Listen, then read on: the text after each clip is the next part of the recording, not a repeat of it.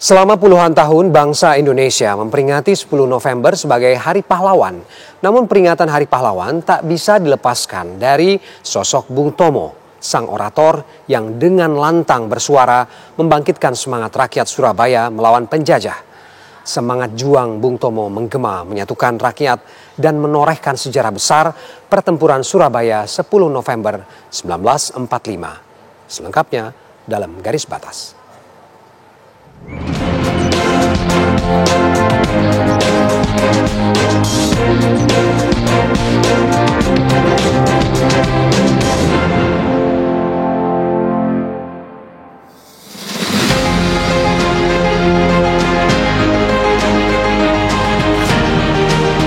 kita yakin, saudara-saudara, pada akhirnya pastilah kemenangan akan jatuh ke tangan kita.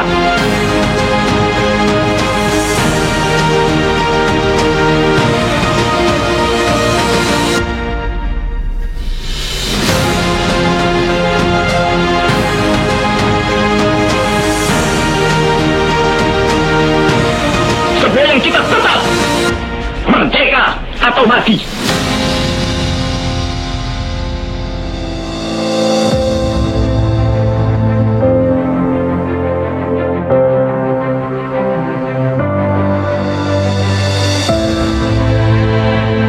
Setiap tanggal 10 November, bangsa Indonesia memperingati Hari Pahlawan. Sebuah momentum untuk mengenang keberanian dan pengorbanan mereka yang berjuang mempertahankan kemerdekaan Indonesia.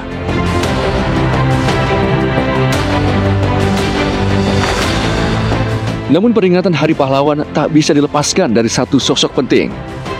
Bung Tomo, sang orator yang lantang bersuara, membangkitkan semangat rakyat Surabaya melawan penjajah.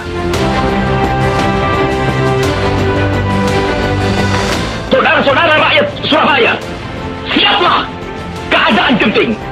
Tetapi saya peringatkan sekali lagi, jangan mulai menembak.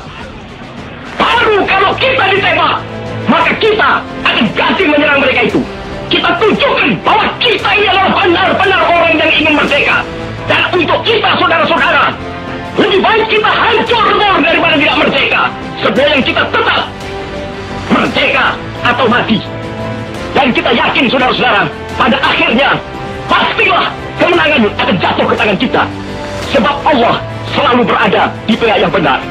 Percayalah, saudara-saudara, Tuhan akan melindungi kita sekalian.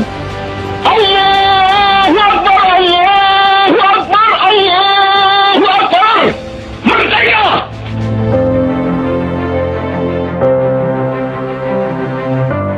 Suara itulah yang mengguncang Surabaya. Suara yang menyatukan rakyat, membakar semangat, dan menorehkan sejarah besar. Pertempuran Surabaya, 10 November 1945.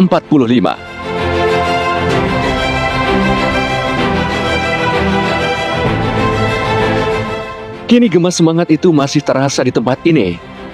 Museum 10 November Surabaya dan Monumen Tugu Pahlawan menjadi saksi bisu pertempuran terbesar setelah proklamasi kemerdekaan. Dari sinilah semangat juang Bung Tomo menggema ke seluruh penjuru Surabaya. Tempat ini menjadi saksi bisu pertempuran terbesar setelah proklamasi kemerdekaan, Museum 10 November Surabaya. Di sini kita bisa melihat bagaimana suara asli Bung Tomo, salah satu pejuang yang suaranya menggema untuk membangkitkan semangat pemuda-pemuda untuk menjaga kemerdekaan Republik Indonesia.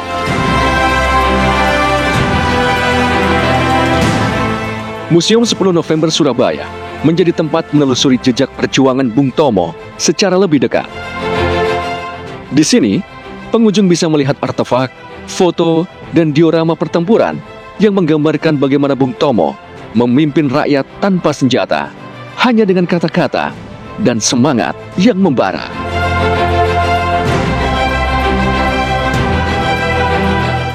Tugu Pahlawan berdiri sebagai monumen untuk mengenang keberanian Bung Tomo dan para pejuang yang gugur dalam pertempuran Surabaya 1945. Bentuknya yang menyerupai paku terbalik, melambangkan semangat pantang menyerah dan keberanian tanpa batas. Bung Tomo menjadi simbol bahwa kekuatan bangsa tidak selalu datang dari senjata, melainkan dari semangat dan keyakinan yang tak tergoyahkan. Dan beliau berpikir bahwa radio itu menjadi salah satu alat yang bisa menggelorakan semangat masyarakat untuk melawan tentara Inggris, dan itu yang kemudian dijadikan radio pemberontakan rakyat Surabaya, di mana Bung Tomo itu kemudian selama perang antara Oktober dan November di Surabaya itu beliau berpidato terus-menerus melalui radio tersebut. Dan memang melalui radio itu saya kira suara Bung Tomo yang sangat menggelegar itu kemudian berhasil menggelorakan semangat para pejuang di kota Surabaya, dan buktinya seluruh elemen masyarakat Surabaya itu memang kemudian dengan serentak melakukan perlawanan kepada tentara Inggris atau yang tergabung dalam tentara sekutu itu. Dengarkanlah ini, tentara Inggris. Ini jawaban kita. Ini jawaban rakyat Surabaya. Ini jawaban pemuda Indonesia kepada kau sekalian.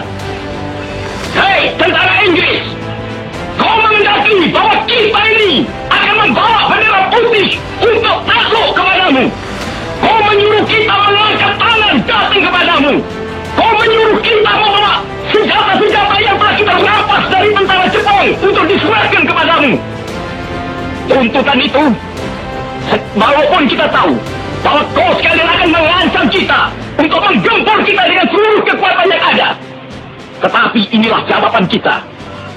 Selama banteng-banteng Indonesia masih mempunyai darah merah yang dapat membuat setarik kain putih, merah dan putih, maka selama itu kita mau menyerah kepada siapapun juga. Dari kata-kata Bung Tomo, lahir semangat perlawanan dan keberanian untuk berdiri di garis depan. Kini, semangat itu hidup dalam bentuk berbeda, dalam cara generasi muda mencintai negerinya. Tentunya kita sebagai mahasiswa juga dan anak muda di Indonesia nih, kita di Universitas Airlangga ini kita mengadakan upacara bersama bareng-bareng di depan Rektorat sih ya, di hari Seninnya itu. Selain itu kita juga memperingatinya sebagai Gen Z ya, terutama kita juga memperingati di platform-platform seperti media sosial kayak Instagram dan TikTok gitu sih ya. Tentunya untuk menyebarkan kalau informasi seputar Hari Pahlawan itu dulu-dulunya itu Hari Pahlawan itu ngapain saja di Indonesia hingga Indonesia itu bisa menjadi merdeka seperti sekarang.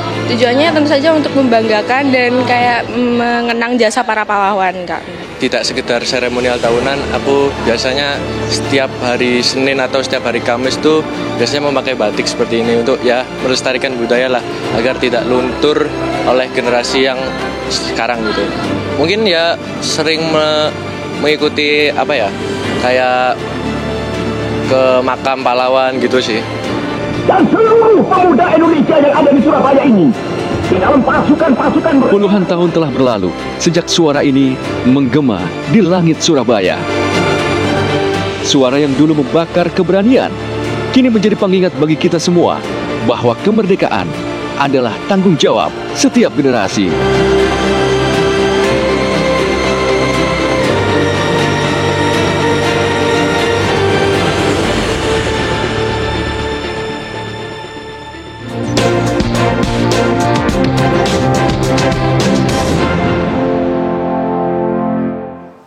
Suasana panik terdengar saat warga berteriak ketika badan jembatan Cimanisan di Garut, Jawa Barat ambruk dan jatuh ke sungai.